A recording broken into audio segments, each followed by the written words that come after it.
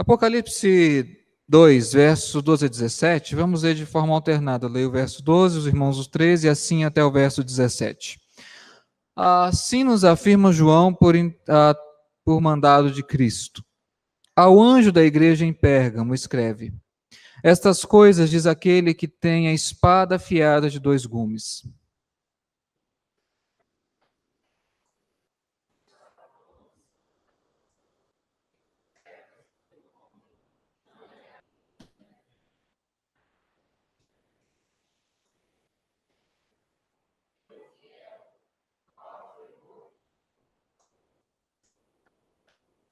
Tenho, todavia, contra ti algumas coisas, pois que tens aí os que sustentam a doutrina de Balaão, o qual ensinava Balaque a armar ciladas diante dos filhos de Israel, para comerem coisas sacrificadas aos ídolos e praticarem a prostituição.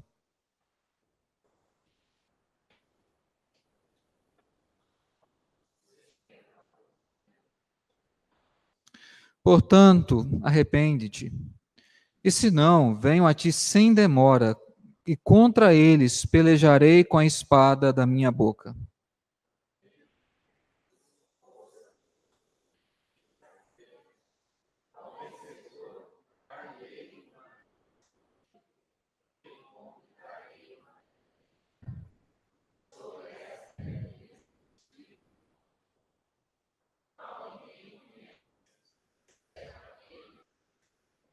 Vamos orar mais uma vez ao nosso Deus.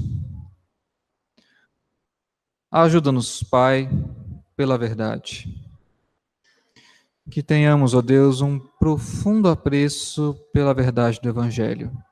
Que jamais abramos mão dos princípios fundamentais, essenciais e imprescindíveis da fé que nos foi legada por Cristo como dom.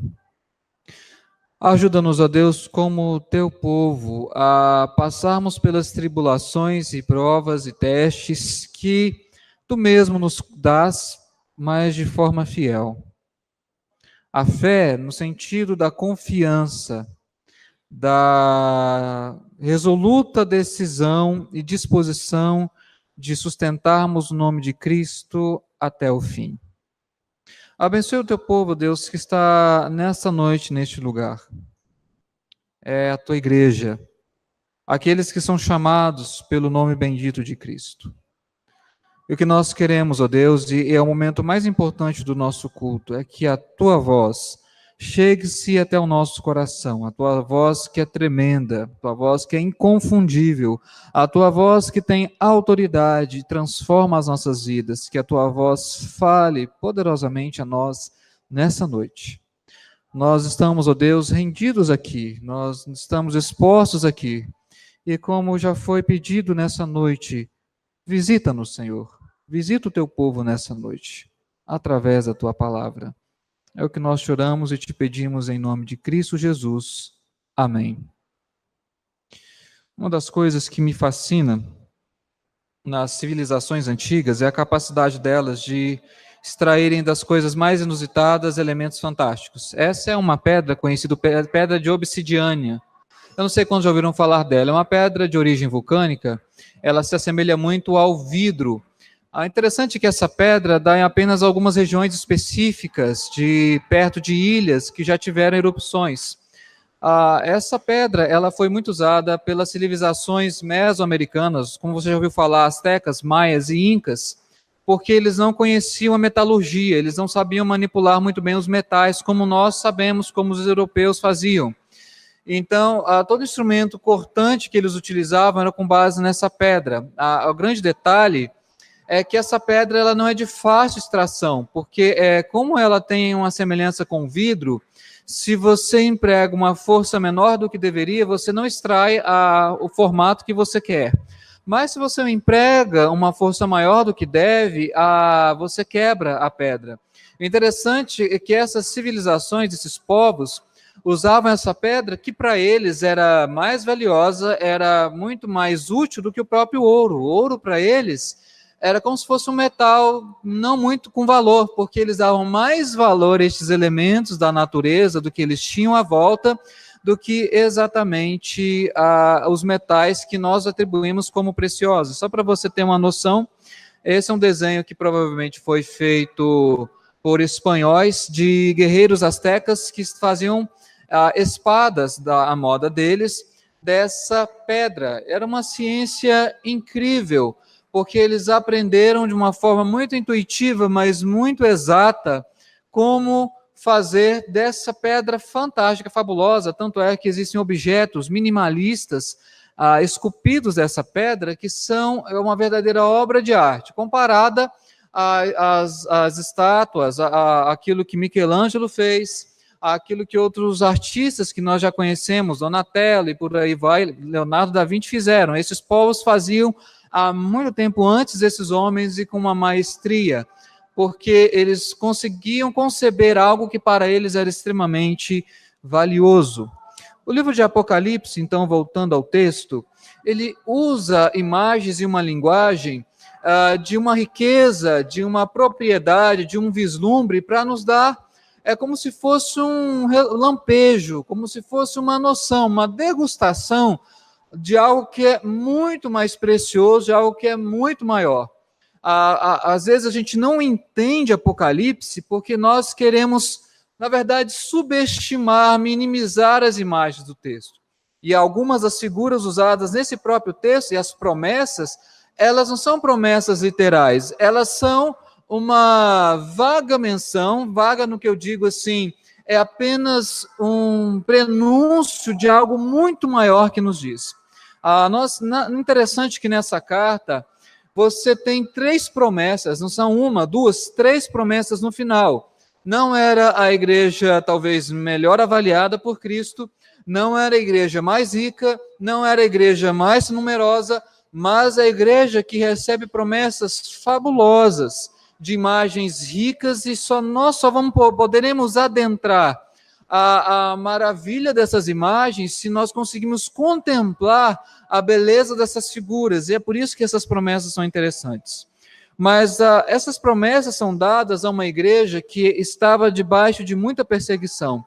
Já falei outra vez sobre a perseguição às igrejas da Ásia Menor. A gente tem que ter algum cuidado para pensar essa perseguição. Por quê? Nós fazemos generalização, anacronismos.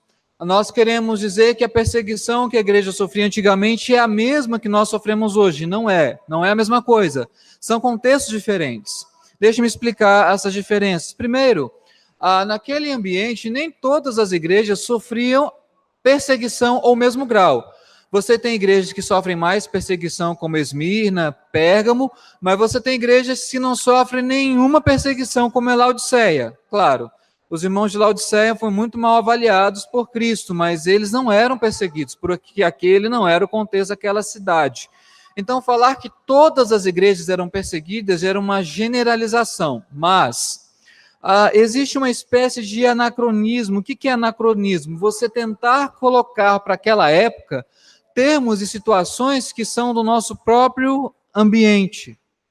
Muitas igrejas são perseguidas hoje porque há claramente uma lei estatal, há uma religião oficial do Estado que proíbe o cristianismo de exercer a sua fé, especialmente publicamente. É claro, havia muitos empecilhos dentro da religião romana, do Estado, do Império Romano, seja lá como você possa falar, para o exercício da fé cristã.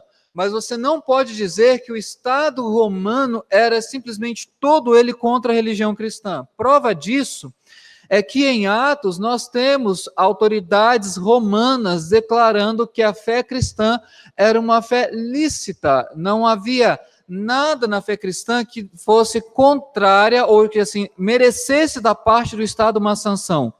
Essas perseguições elas aconteciam porque cada província, cada região romana, ela tinha uma espécie de organização diferente. É por isso que em algumas províncias a perseguição era maior e outras províncias a perseguição era menor. Não é que todo o Estado era emparelhado para perseguir o cristianismo. Esse é o tipo de generalização que a gente ocorre hoje. A gente acredita que em alguns países todo o Estado está emparelhado para perseguir ferozmente a fé cristã. Às vezes não. Às vezes a perseguição é numa região e não em outra. Para nós entendermos isso, basta entender que a região de Pérgamo, dessa cidade, era uma região que era muito importante economicamente, politicamente e religiosamente para a Ásia Menor. Pérgamo era o centro da adoração a algumas divindades, como o deus Asclépio.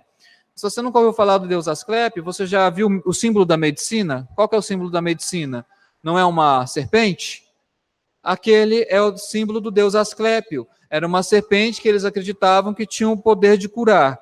A cidade de Pérgamo era um centro da adoração a esse deus e outros. E não apenas isso. Como um centro religioso, certamente haveria pressão para os cristãos, e não podemos dizer que essa igreja não era perseguida. Ela era perseguida, e porque era perseguida, a apresentação de Cristo, o elogio dele, a crítica, a exortação e a promessa tem tudo a ver com esse contexto. Cada carta ela é dirigida a uma igreja. E é por isso que eu quero dizer a você que me escuta nessa noite. Você está sentado aqui, quem me assiste.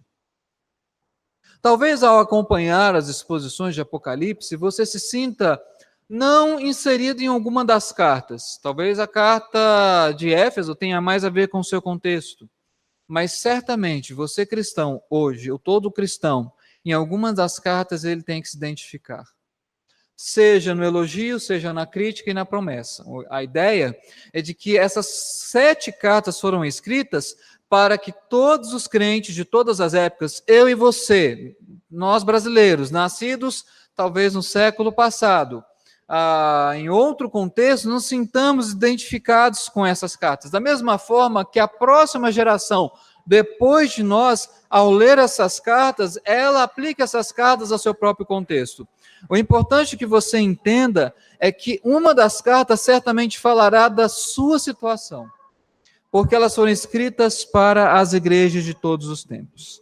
E ao expor essa carta, eu quero desconstruir, eu quero desmitificar algumas práticas que vêm de compreensões equivocadas das igrejas evangélicas, e eu digo e me atrevo a mais, algumas igrejas históricas, algumas igrejas protestantes.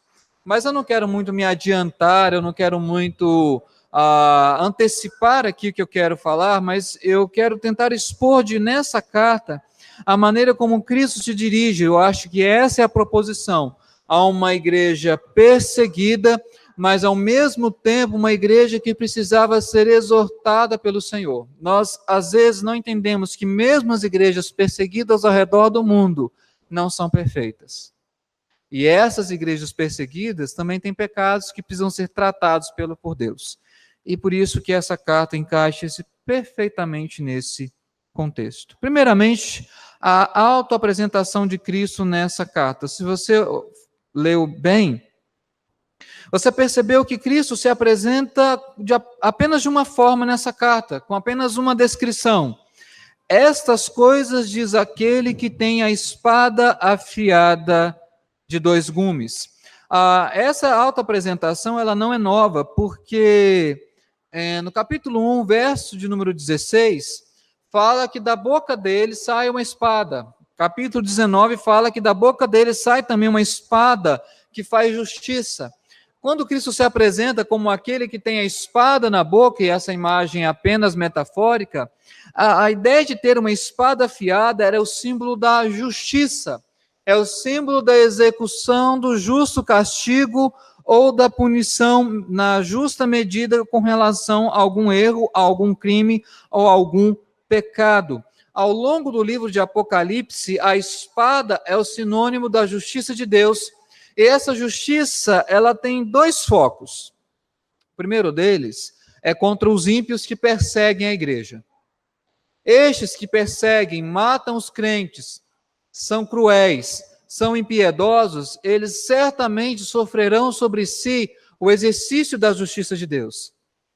Mas não pense você, crente, que Deus é justo só com os de fora. E esse é um aspecto peculiar da justiça de Deus em Apocalipse também. A justiça dele opera nos de dentro. Por algumas razões. Por que Cristo tem que exercer a espada afiada? Porque dentro da igreja há muitos que não são crentes. Há muitos que são falsos mestres, falsos obreiros, mensageiros do mal, são pervertidos, são impiedosos. O juízo de Deus, ele não acontece apenas com uma nação impiedosa, mas ele começa pela sua própria casa, pela igreja.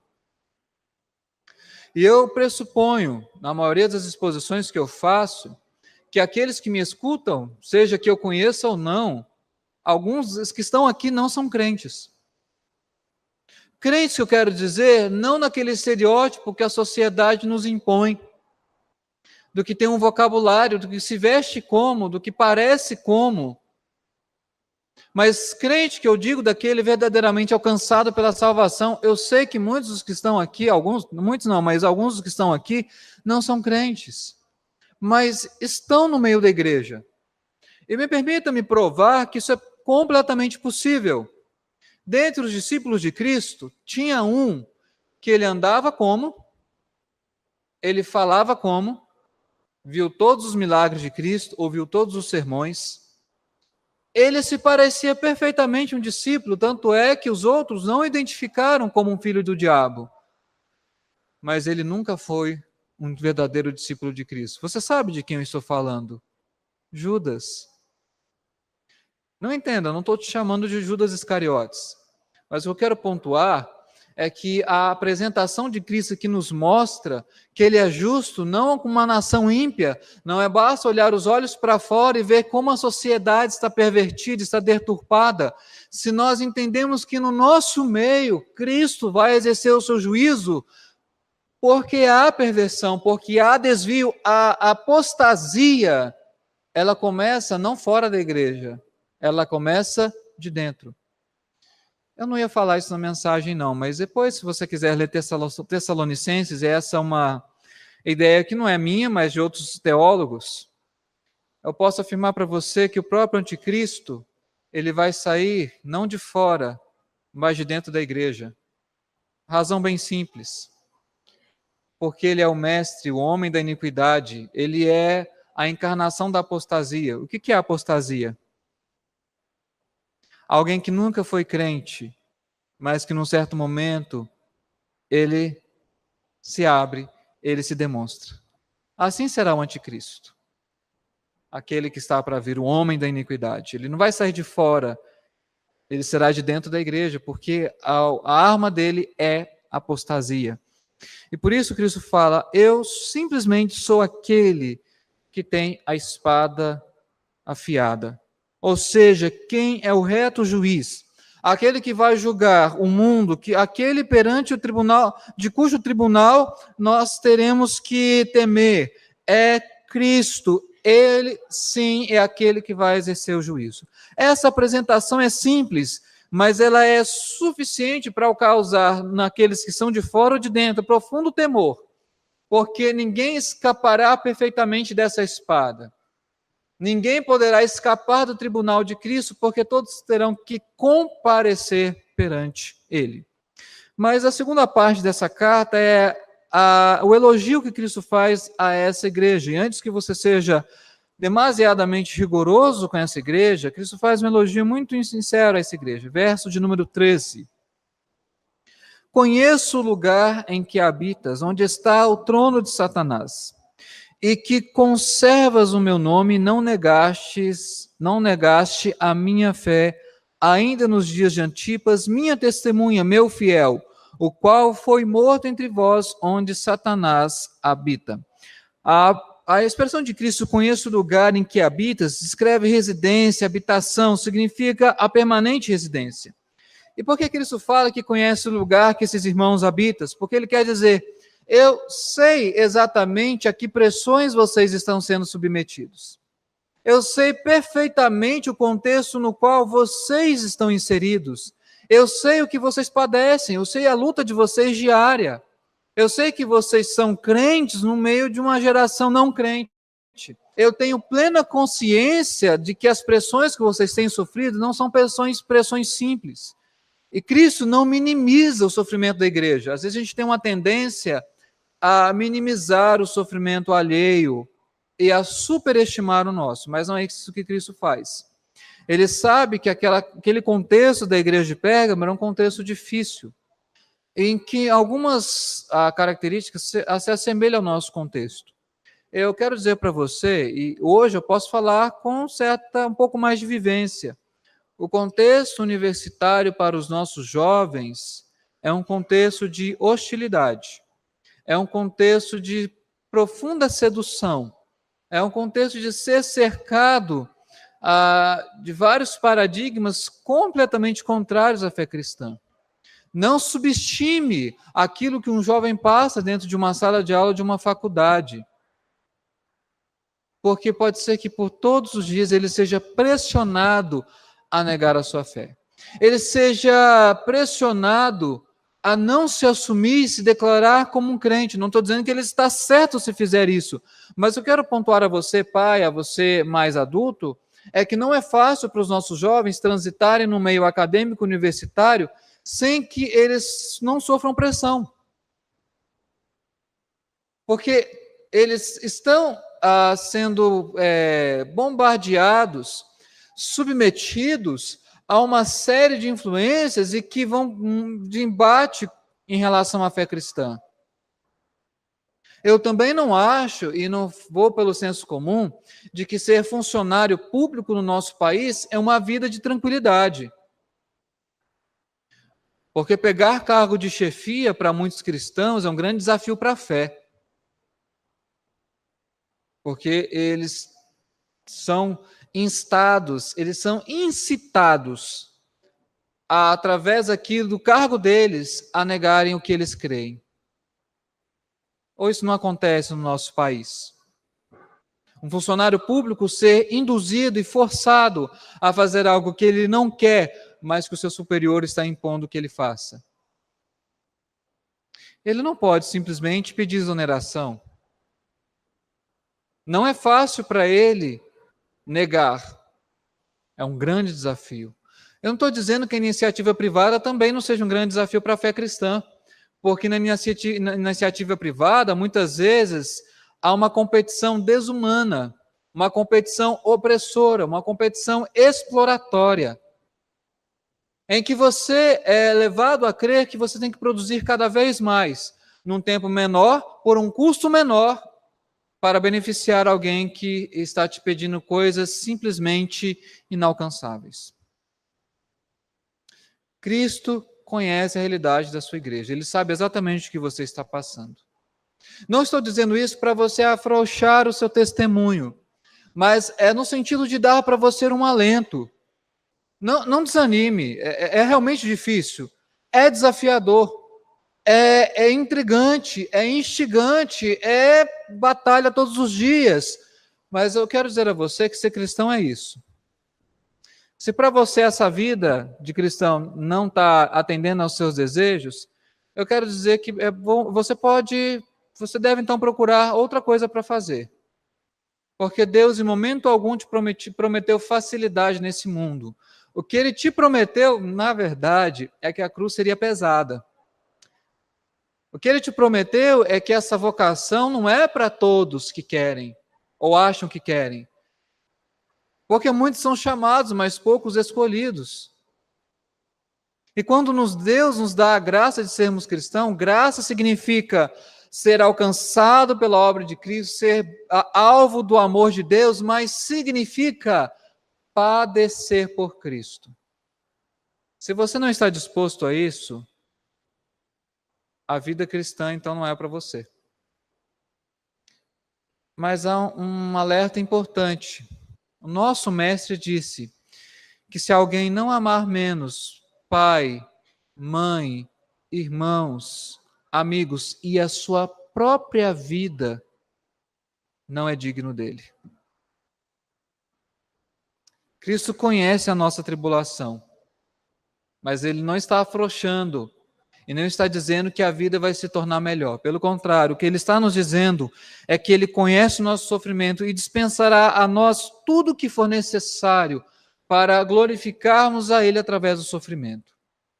Eu gosto muito de uma frase de C.S. Lewis que dizia que o sofrimento é o megafone de Deus. Em outras palavras, quando eu e você sofremos, é como se Deus estivesse gritando no nosso ouvido para nós ouvirmos a sua voz. Porque talvez de outra forma eu e você não estamos escutando. E aí, na bondade dele, ele nos dá a graça de sofrermos, para nos falar mais alto, para gritar no nosso ouvido, e para que eu e você acordemos e vejamos que o Evangelho não é o Evangelho da água com açúcar, não é o Evangelho light, o Evangelho fitness, né? Não me entenda, eu quero que você tenha uma saúde boa, mas o Evangelho é dureza, é sofrimento. Nós lemos no início do culto: bem-aventurados sois quando por minha causa vos injuriarem e mentindo disserem todo mal contra vós. Se eu e você sofremos, a boa notícia, somos bem-aventurados. E esses irmãos, em meio a toda essa perseguição, Cristo nos reconhece: vocês não negaram a minha fé. Na verdade, quando Cristo fala a minha fé, é a fé em mim. O que ele está dizendo: vocês não negaram aquilo que vocês confiam em mim, vocês não abandonaram aquela segurança das verdades que foram ensinadas, vocês não me negaram. E uma coisa que me preocupa muito é se temos ou não negado a Cristo. Isso é de extrema preocupação, realmente é o nosso testemunho. Porque Cristo jamais se negou a nós, Ele jamais nos abandonou, Ele jamais desistiu do sacrifício que Ele estava para fazer. Mas Ele disse que aquele que o negar diante dos homens, Ele o negará diante do Pai. Se temos ou não negado a Cristo. Óbvio, permanecer no nome de Cristo pode nos levar a tudo, inclusive à morte. Isso aconteceu com um crente de Pérgamo chamado Antipas. Nós não sabemos quem era Antipas, o que aconteceu nos seus dias, de qual crime ele foi acusado, como foi a sua execução, se ele foi decapitado, se ele foi lançado às feras, se ele foi queimado. Nós não temos ideia. O fato é que o próprio Cristo diz que esse homem foi morto por causa do seu testemunho no meio daquele povo.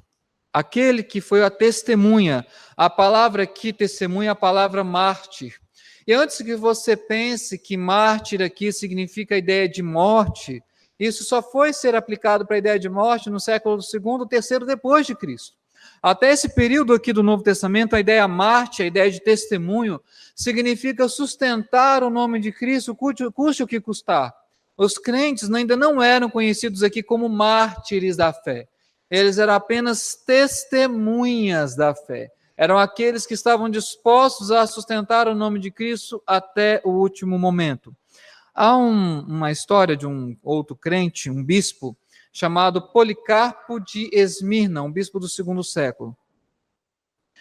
Não sei em qual reinado, de qual imperador romano, ele foi levado pelo procônsul de Esmirna a julgamento. E por ser um homem já idoso, as pessoas estavam esperançosas de que ele abandonasse a fé e vivesse o resto dos seus dias em paz. Afinal de contas, para que matar um homem de mais de 80 anos, alguns pensavam. E o próprio procônsul falou a Policarpo, negue o seu senhor, você já é velho, já é idoso, do que adianta você morrer agora por Cristo? E uma frase que ficou famosa nos anais históricos da igreja cristã é que Policarpo respondeu assim: eu já tenho 86 anos. Cristo nunca me abandonou. Não é agora que eu vou abandoná-lo. E ele morreu queimado. Sustentar a fé pode nos levar àquilo que nós não desejamos.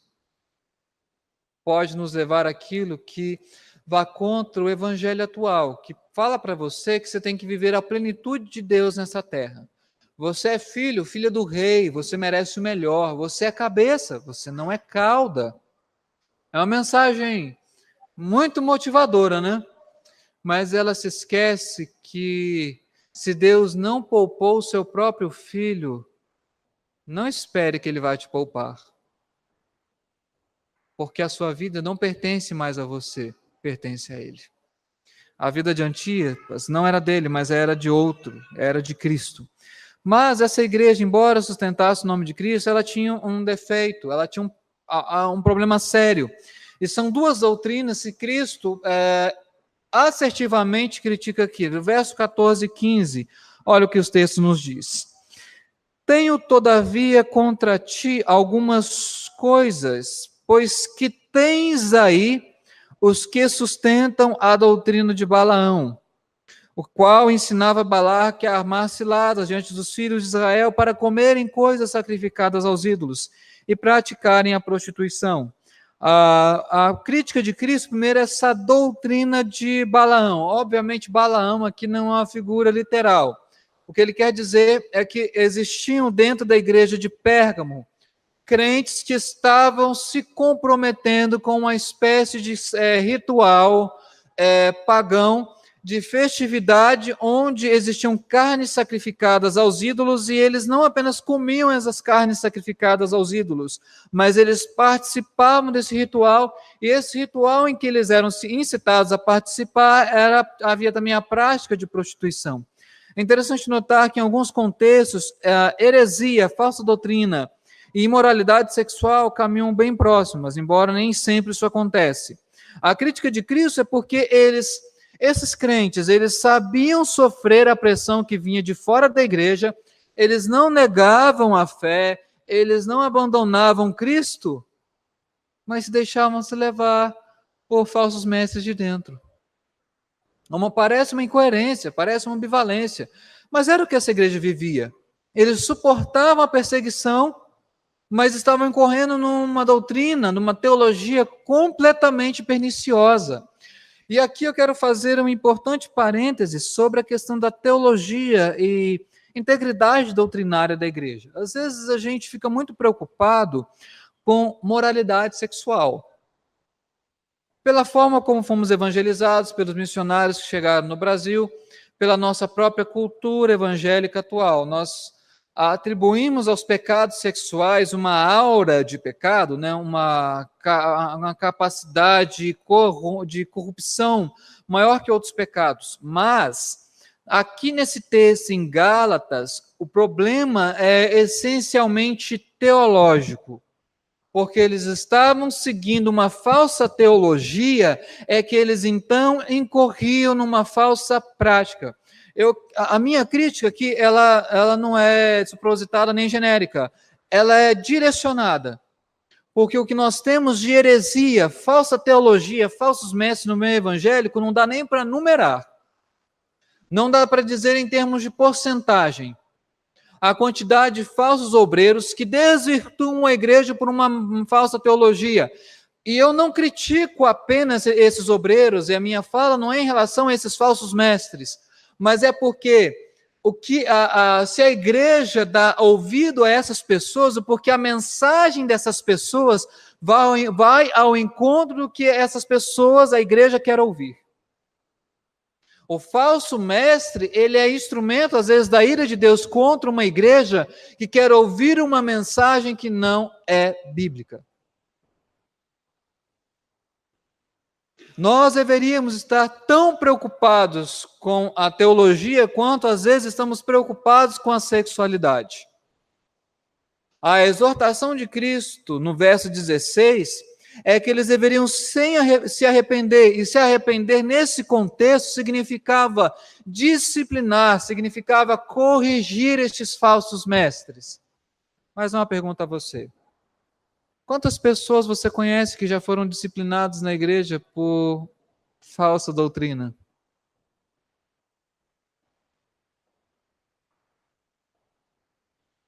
Quantos já foram excluídos da igreja por sustentarem algo que não é verdade bíblica? Será que a nossa disciplina, às vezes, não está com foco errado? Não digo que nós estamos exercendo a disciplina de maneira errada, mas ela tem que contemplar aquilo que para a Escritura é seríssimo. Teologia é seríssimo, é algo sério, porque ela tem a capacidade de perverter, de desvirtuar o povo de Deus. É um povo que pode sofrer a pressão de fora, mas que se rende talvez ao carisma de falsos mestres. Por isso eu quero dizer a você que talvez não é dessa igreja, que veio aqui apenas hoje, depois não voltará, que não é uma mensagem, estou falando não em nome da igreja presbiteriana, não é uma questão institucional, não pense dessa forma, mas é uma questão de sobrevivência, é uma questão essencial da fé cristã, a questão da teologia. Cristo condena essa igreja porque ela não estava disciplinando falsos mestres. Esses da doutrina de Balaão, e no verso 15, aqueles que eram os nicolaítas, que também são mencionados em Éfeso. Nós não temos informações sobre essa seita dos nicolaítas, quem eram eles, o que eles sustentavam. Certamente os leitores das cartas eles sabiam exatamente a quem Cristo estava se referindo. Mas o ponto é que, tanto no caso dos de Balaão, quanto no caso dos nicolaítas, a palavra que aparece no verso 14 e no verso 15 é a palavra doutrina ou ensino. Vocês têm abrigado o ensino desses falsos mestres. E a igreja tem que estar atenta a esses homens. Por uma razão simples. Porque o estrago que um falso mestre pode fazer, às vezes um bom obreiro demora anos para reconstruir. Segundo, porque um falso obreiro é uma das principais armas de Satanás contra o povo de Deus. E a ideia do texto é mostrar que, ao usar o exemplo de Balaão, porque a primeira tentativa de Balaão foi tentar amaldiçoar o povo de Deus, e ele não conseguiu porque Deus o impediu, e ele acabou abençoando o povo de Deus, mas ele bolou uma outra estratégia. Sabe qual foi a estratégia? Ele mandou mulheres moabitas para seduzirem homens israelenses a participarem dos rituais moabitas de adoração a deuses pagãos e a imoralidade. E aí sim ele conseguiu perverter o povo de Israel de forma que Deus agiu com juízo e matou milhares de pessoas. A ideia é que se Satanás ele não consegue por uma porta de entrada, ele vai tentar usar outra. Se ele não vai pela maneira intelectual, distorcendo e cegando a racionalidade de uma pessoa, ele vai nas fraquezas. Pode ser a questão da sexualidade, mas existem outras portas. Ele vai usar diferentes estratégias para desagregar o povo de Deus. Tem um filme que é pesado, mas ele é um filme interessante, O Advogado do Diabo. Não sei quantos assistiram. É um filme bem antigo, bem antigo. A trama do filme é a tentativa do diabo, ele consegue um advogado, e a tentativa dele é seduzir aquele advogado, na trama do filme, primeiramente, a partir da sexualidade. Mas no final do filme, o advogado, ele se mata no enredo, é um filme de ficção. E aí aquele primeiro plano satânico, ele não tem êxito, porque o advogado se mata. Mas, no final do filme, quando as coisas aparentemente voltam ao normal, aquele advogado obteve vitória numa causa muito importante de repercussão nacional. E aí o diabo, ele se disfarça de um repórter no finalzinho do filme. Eu acho que não é a última cena, uma das últimas cenas do filme. Ele se disfarça do repórter que ele elogia aquele advogado, aquela grande causa que ele obteve. E aí o advogado, ele cai na sedução. O diabo tira o seu disfarce, ele volta a ser o Al Pacino, né? E ele diz assim: no orgulho, todos caem. Ele não consegue por uma porta, mas ele tenta por outra. E às vezes, uma dessas portas na igreja evangélica é a falsa doutrina. Mas se você não lê, se você não estuda, se você é um crente superficial, se você não lê nem a Escritura, não se aprofunda no conhecimento da palavra de Deus, você será certamente levado muitas vezes por qualquer vento de doutrina. Você será levado por um senso comum, por frases de efeito gospel, por memes de WhatsApp, por perfis do Instagram que não tem absolutamente nada a acrescentar à sua fé. Você, cristão, você é chamado a estudar. Porque é isso que um cristão faz, ele se aprofunda no conhecimento de Cristo. O que falta para a igreja evangélica chama-se leitura, chama-se aprofundamento de teologia, chama-se esmerar-se no conhecimento de Deus. Há cristãos que talvez, se pedirmos, não sabem falar nem ao menos todos os livros da Bíblia. Se pedir os 10 mandamentos, então, a coisa... Vão perguntar se está na Bíblia. Se pedirmos para falar quais eram os 12 discípulos de Cristo, vão ter dificuldade de responder. Você saberia? Ou apenas quantos livros temos no Antigo e no Novo Testamento? Coisa simples. Mas o que impera nos nossos dias é se deixar ser levado pelo senso comum. Reproduzir opiniões idiotas que não têm nenhum embasamento bíblico, teológico, e as pessoas são satisfeitas com isso, porque é isso que elas estão procurando, superficialidade. Mas se essa é a sua procura, deixe-me dizer, ela tem que parar hoje. Porque Cristo espera mais de você. E volto a dizer que eu disse alguns sermões atrás, nós cristãos, na verdade, temos que deixar de desculpa para a nossa falta de estudo, porque a falta de estudo é preguiça. É pura e mera preguiça. Porque se for para fazer uma pós-graduação, uma graduação, um mestrado ou um doutorado, aí há esmero, aí há esforço, madrugadas adentro, livros e livros lidos. Mas se for para aprender mais de teologia, de palavra de Deus, é sempre uma desculpa. Eu sei que alguns têm pouco tempo, mas será que não tem tempo nenhum para a palavra do Senhor? Você realmente vai dizer que Deus não tem te dado tempo para estudar a palavra dele? É razoável dizer que aquilo que Deus tem nos concedido, Ele nos tem concedido para a gente se afastar dele, porque Ele nos tem dado vida, respiração, sustento e tempo, e a gente usa isso para simplesmente nos distanciarmos dele e achamos que está tudo bem,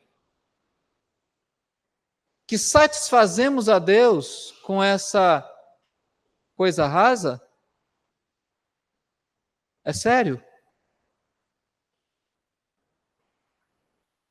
Teologia é tão sério quanto sexualidade, ética, moralidade e outras coisas. E é por isso que Cristo fala, arrepende-te. Essa é a exortação de Cristo para você. Seguir falsa doutrina é pecado. Seguir falsa teologia que não tem fundamento bíblico é condenável por Cristo. E como eu falei, Ele é aquele que tem a espada afiada. E essa é a ameaça de Cristo para aquela igreja. E se eles não se arrependessem, o que Ele diz? Venho a ti sem demora e contra eles pelejarei com a espada da minha boca. Se vocês não tirarem do meio de vocês e corrigirem essas pessoas, eu mesmo pelejarei. Só que pense aqui comigo. Não há quem possa com o nosso Senhor. Ele é o Todo-Poderoso, não é? Conhece todas as coisas. Quem pode se manter diante dele? A coisa que mais devemos temer não é o que a sociedade nos faz. não é a opinião pública, não é o desprezo, a vergonha aberta. Mas o autor de Hebreus nos diz que horrenda coisa é cair nas mãos do Deus vivo. O que eu quero dizer a você é que tome cuidado. O pior inimigo que você pode arranjar chama-se Deus.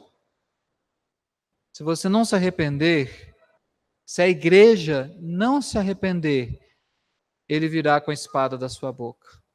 E Apocalipse 19 nos mostra que ninguém subsiste à ação dessa espada. Todos são derrotados. Mas, para o sermão não terminar com esse puxão de orelha, nós temos aqui então 3 promessas maravilhosas. Eu não vou gastar muito tempo mais, o meu tempo já foi. Mas Cristo promete 3 coisas àquele que se mantiver fiel até o fim: o maná escondido, a pedra branca e o novo nome. Essas 3 imagens, não entenda essas imagens de forma literal. O livro de Apocalipse é um livro simbólico. Se você interpretar aqui literalmente, você vai achar que lá na eternidade a gente vai comer maná todos os dias. Não é essa a ideia, não é um cardápio único. Porque, convenhamos, se nem Israel suportou durante 40 anos o maná, não espere que Deus durante toda a eternidade vai nos dar um só alimento. Não é essa a ideia. A ideia do maná escondido é mostrar a comunhão escatológica e a identificação de Cristo, com Cristo. Porque em João, Cristo fala: eu sou o pão vivo que desceu do céu. Ele chega a dizer: quem não comer a minha carne, não beber no meu sangue, não tem parte comigo. O que ele quer dizer é que ter o maná escondido significa ter uma comunhão preciosa, uma comunhão infindável e maravilhosa com o Senhor. E você pode minimizar, como se isso fosse uma coisa qualquer, mas a maior bênção que Deus pode dar a um ser humano é ter a comunicação e a comunhão com esse Deus. Porque isso custou a coisa mais preciosa, a vida do nosso Salvador. Essa é uma das principais promessas de Apocalipse, que eu e você, transformados e afastados do pecado, habitaremos com Cristo. Se isso não te satisfizer, se isso não trouxer deleite ao seu coração, nada mais vai trazer. Não é o seu trabalho, não é uma viagem, não é a sua família. Se a comunhão com Deus não trouxer prazer na sua vida e você não buscar isso aqui, nada nesse mundo vai te bastar. É interessante que um autor disse que, e não é um autor cristão, que a tendência daqueles que têm e acham que não têm é sempre querer ter mais. Essa é a nossa tendência. Mas o texto diz também que ele nos dará uma pedrinha branca. A ideia de pedra branca, novamente, tem a ver com o Antigo Testamento, porque no Antigo Testamento, a majestade de Deus ela era expressa, às vezes, em termos de pedras preciosas. E aqui eu estava falando de que, às vezes, a Escritura nos dá um lampejo, porque como é que o autor de Apocalipse, como é que Moisés iria descrever algo que é quase indescritível? O que tem nessa face da terra que traz para nós uma ideia do resplendor de Deus? Pedras preciosas. E é fantástico. Porque quando você, não sei se você já teve essa oportunidade na sua vida, quando você pega uma esmeralda na mão, um topázio, uma turmalina, uma ametista trabalhada, ou quando você pega um cristal corretamente lapidado, aquilo é fantástico. E é por isso que o trono de Deus é descrito como um trono, como se fosse uma pedra reluzente, porque ele é maravilhoso. Receber uma pedrinha branca não é algo literal, mas descreve a contemplar a grandeza da majestade da comunhão com esse Deus. E por fim, a terceira promessa é de um novo nome escrito sobre essa pedra, que apenas quem conhece é aquele que recebe. É claro, também isso não é literal. Ter um novo nome significa ser uma nova pessoa. No Antigo Testamento, quando Deus mudava o nome de alguém, significava uma mudança do caráter, da vida, da perspectiva, do caminho. Deus mudou o nome de Abrão para Abraão. Abrão significava pai das alturas. Abraão, apenas uma vogal acrescida, significa pai de uma multidão. A esposa de Abraão era chamada de Sarai, minha princesa. Deus mudou o nome dela para Sara, que significa apenas princesa. Jacó teve o seu nome mudado para Israel, aquele por quem Deus luta, ou aquele que luta com Deus, aquele que luta com o Altíssimo. Tem várias traduções. Receber um novo nome significa ser uma nova criatura, fazer parte de uma nova criação. Ter um novo nome no contexto do mundo antigo, principalmente o contexto judaico, quando você conhecia e dava nome a alguma coisa, significava possuir. Quando Deus vai dar um novo nome aqui, significa que Ele nos possui, que Ele é o nosso dono, que Ele é o nosso Senhor, que nós pertencemos a Ele eternamente. Isso que significa ter um novo nome. E sem mais delongas, eu quero chegar a 3 rápidas conclusões aqui. Por isso, eu acho que é perfeitamente possível, à luz dessa carta, sofrer perseguição de fora e sucumbir aos perigos de dentro. Nós temos que estar atentos a tudo, ao que vem de fora como influência e pressão, mas o que vem de dentro da igreja. Há lobos no meio das ovelhas. Há, como alguns dizem, bodes no meio do rebanho. Há pessoas que se disfarçam, elas mudam a face, vestem máscaras. Nós não as conhecemos como achamos que conhecemos. Elas parecem, falam como, se vestem como, têm uma agenda como, mas elas não são crentes. São, às vezes, emissárias e mensageiras de Satanás. Devemos estar atentos às influências de fora, mas também aos perigos de dentro. O que eu quero dizer também, como a segunda conclusão, uma doutrina falsa é tão perniciosa quanto uma falha moral. E vamos ser sinceros, né? A gente considera o pecado sexual mais pecado do que heresia. Não? Será que eu estou sendo pesado demais com a igreja? Ou será que a igreja não está tendo uma atitude meio que conivente e, para não dizer omissa, com mestres hereges, mas que são carismáticos? Porque eles são boas pessoas, são influenciadores, e a igreja os tolera, mesmo que a teologia deles seja antibíblica. Não é possível que nós estejamos abrindo mão da verdade do Evangelho pela pura conveniência. Para que disciplinar alguém só porque ele fala contra as Escrituras que são inspiradas? E eu falo que isso é um problema sério em instituições confessionais.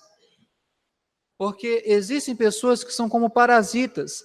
Elas não acreditam no credo daquela instituição. Elas não subscrevem ao credo daquela confissão. Pelo contrário, quando tem oportunidade, falam contra a palavra e a teologia daquela instituição, mas elas se mantêm lá porque simplesmente é conveniente. E temos que tomar cuidado, porque instituições confessionais no Brasil estão se tornando cabides de emprego para falsos crentes, que na verdade são ateus, mas que se fazem de crentes. Temos que tomar cuidado com isso. Terceira conclusão, a disciplina eclesiástica é uma das formas de demonstrar arrependimento.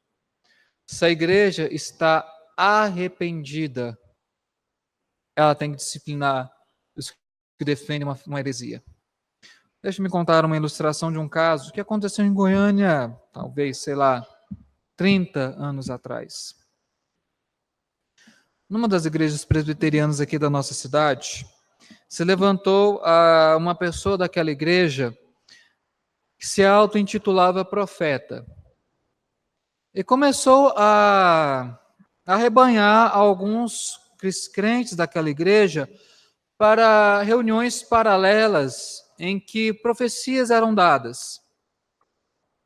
E o pastor que tinha assumido aquela igreja há pouco tempo estava no início do seu ministério e ainda sem muita certeza do que fazer. E quando ele procurou conselho com um pastor mais experiente, o pastor falou: olha, se essa pessoa se auto-intitula profeta, os profetas na Bíblia, eles têm uma mensagem para a igreja, não para um grupo da igreja. Tem uma mensagem para todos. E isso que a igreja tem que provar se essa profecia ela é verdadeira ou não. E essa pessoa foi chamada para, se ela tinha uma mensagem que seria pertinente, que a mensagem fosse para a igreja, não para aqueles que eram seus pupilos. É claro, essa pessoa não ia falar para toda a igreja.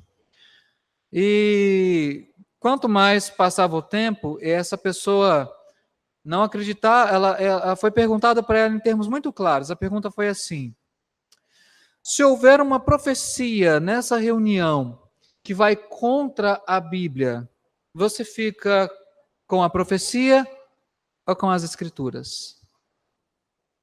Qual que você acha que foi a resposta dessa pessoa? Ela falou: eu fico com a profecia. Resultado, bom resultado, é que essa pessoa foi disciplinada, se mostrou contumaz, foi excluída da igreja, porque ela não tinha parte com aqueles que se chamam pelo nome de Cristo. É disso que nós estamos falando. Não somos nós que definimos o que é boa e má teologia, não é a igreja presbiteriana, não são os reformados. É a palavra de Deus. Ela é a nossa única regra de fé e prática infalível. E o dia que essa igreja deixar de adotar as Escrituras, eu quero dizer a você que seja o primeiro a se levantar contra isso e fazer como os reformadores, protestar. Porque eles deram a vida deles para que a Escritura voltasse a ter na igreja o lugar que ela sempre tem que ter. Deus abençoe a nossa igreja para que tenhamos uma saúde doutrinária, para que os crentes, aqueles que são chamados por Deus para estarem aqui, tenham um desejo sincero de se aprofundarem no conhecimento do Senhor. É por isso que nós devemos orar nessa noite. Vamos orar?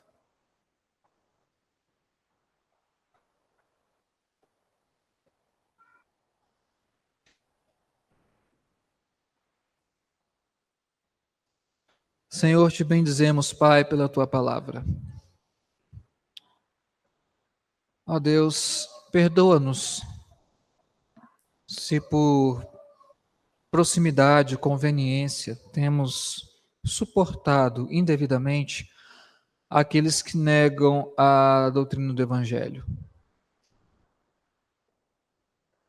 Não por simplesmente não crerem, mas por quererem desvirtuar e perverter o teu povo. Livra-nos, ó Deus, da doutrina de Balaão. Livra-nos, ó Deus, da doutrina daqueles que talvez nos nossos dias sejam tais como os nicolaítas naquele tempo. Opera o teu juízo, ó Deus, sobre o mundo ímpio que persegue injustamente o teu povo. Mas nessa noite, ó Deus, com sinceridade, te pedimos que essa espada afiada de Cristo passe primeiramente pelo teu povo. E que opere na tua própria casa, ó Deus, a disciplina e a retirada daqueles que não têm parte conosco porque não são dos nossos. Que negam o teu filho e negam a ti, negam a tua palavra, negam tudo que se chama reto, tudo que se chama bom, tudo que vem de ti. Livra a nossa igreja, Deus, de pessoas dessa maneira. Pedimos pelo contexto evangélico do nosso país, tão levado pelo senso comum, satisfeito indevidamente pela superficialidade, contente com aquilo que é raso, sem conteúdo. Conduza-nos, ó Deus, à verdadeira doutrina do Senhor. É o que nós te pedimos e oramos em nome de Cristo Jesus. Amém.